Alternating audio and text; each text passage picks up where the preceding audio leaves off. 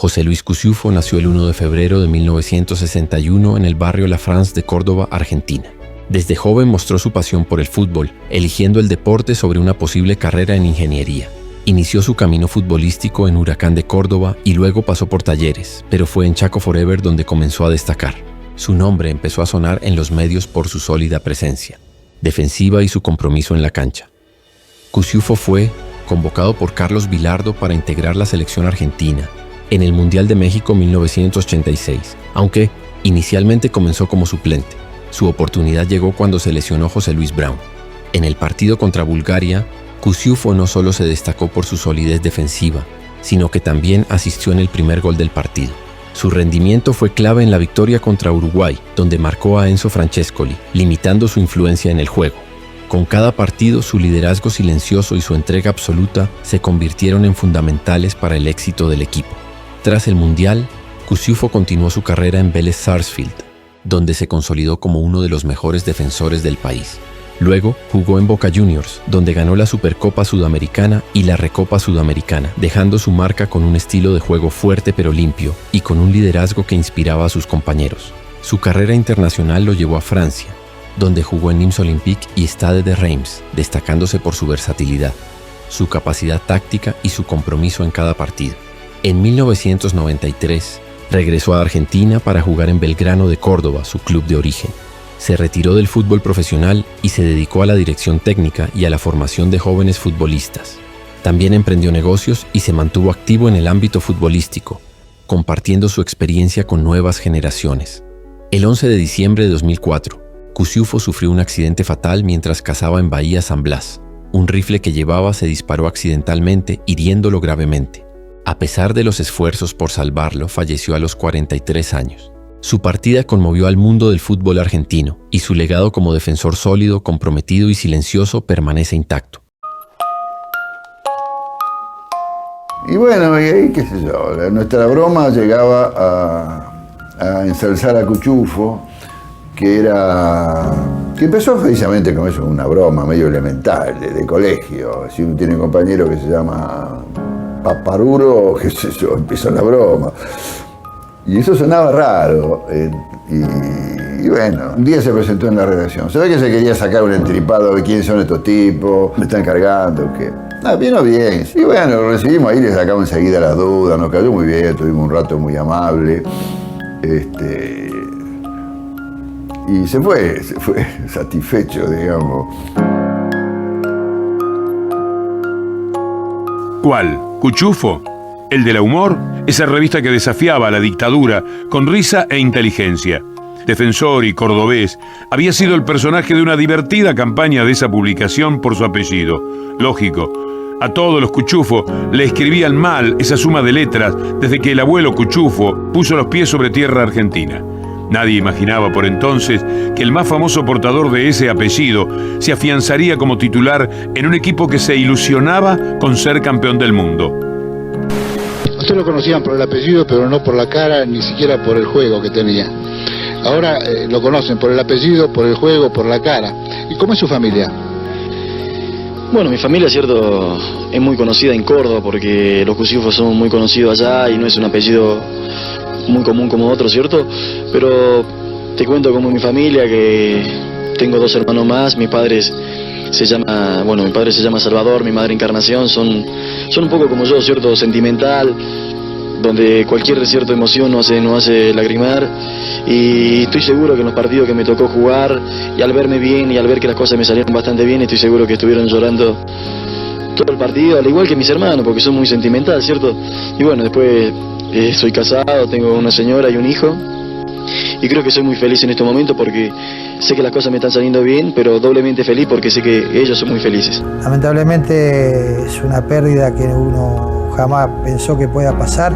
Lo había encontrado en Santa Fe 20 días antes y me había invitado a casar, me gusta casar, me había invitado a casar, me lo que el destino. Y él encuentra la muerte en uno de sus hobbies que tenía, pero también un muchacho, él siempre estaba alegre, él siempre te aparecía en la habitación a tomar un mate o a contarte anécdotas como todo cordobés.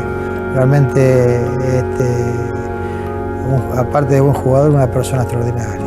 Una delicia de persona, un encanto de tipo, de esos que son facilitadores de la relación grupal, que da la sensación de que pasan desapercibidos y sin embargo cuando faltan da la sensación de que se cae una columna en la que uno está apoyado, ¿no? Sí, bueno, yo creo que me mete él el centro en el gol frente a Bulgaria, ¿no?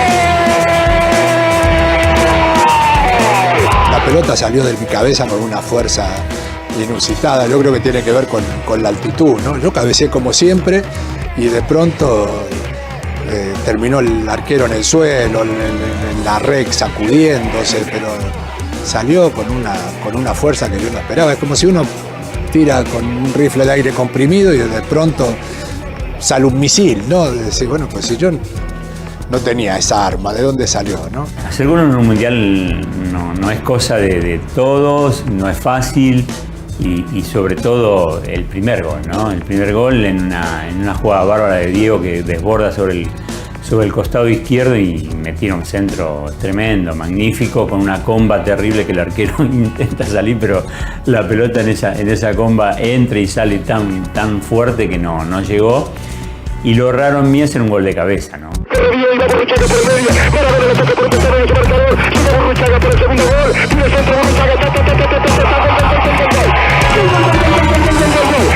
Yo lo único que hice fue poner la cabeza dura y ni apunté, termina saliendo en el ángulo, pero yo si había un defecto que tenía, que todos tenemos, era no saber cabecear. Más un centro tan difícil porque era alto, me elevé, pero puse la cabeza dura, me pega en la frente y sale al ángulo y fue el gol de la relajación, de la tranquilidad, hice un gol en un mundial, era como que, viste, no creía, porque hay cosas que son increíbles de poder vivir, más en un mundial, ¿no? Por todo lo que nos representa a los jugadores. Cuchufo, como lo pronunciaba él, nació en la ciudad de Córdoba el 1 de febrero de 1961. En su adolescencia comenzó a jugar en el Club Atlético Huracán de la misma ciudad, un habitual animador de la Liga Cordobesa de Fútbol. En un partido de esa liga, ante Talleres, fue figura y su equipo ganó 4-0. Talleres lo compró, pero terminaron cediéndolo a Chaco Forever, donde debutaría en Primera División, en el Torneo Nacional de 1980. Jugó sus primeros 10 partidos en Primera allí y luego volvió a Talleres, que había formado un buen plantel. Era un marcador de punta con buena salida, que también podía jugar de zaguero pese a no tener una gran altura. En Talleres disputó 43 encuentros, y su nombre empezó a hacerse conocido por una campaña en broma que hizo la revista Humor, a la que le parecía que su apellido sonaba gracioso y pedía que se lo convocara para la selección. La convocatoria no se produjo por el momento, pero Cuchufo pasó a Vélez Sarsfield e hizo una gran campaña. En el equipo de Liniers jugó 185 partidos e hizo 8 goles. El nivel que mostró en el Fortín le valdría el espaldarazo de ser convocado por Carlos Vilardo para integrar el plantel que ganó el Mundial de México 86. Allí jugó 6 de los 7 encuentros, incluida la final, mostrando un muy buen nivel. En 1987 pasó a Boca y se quedó hasta 1990.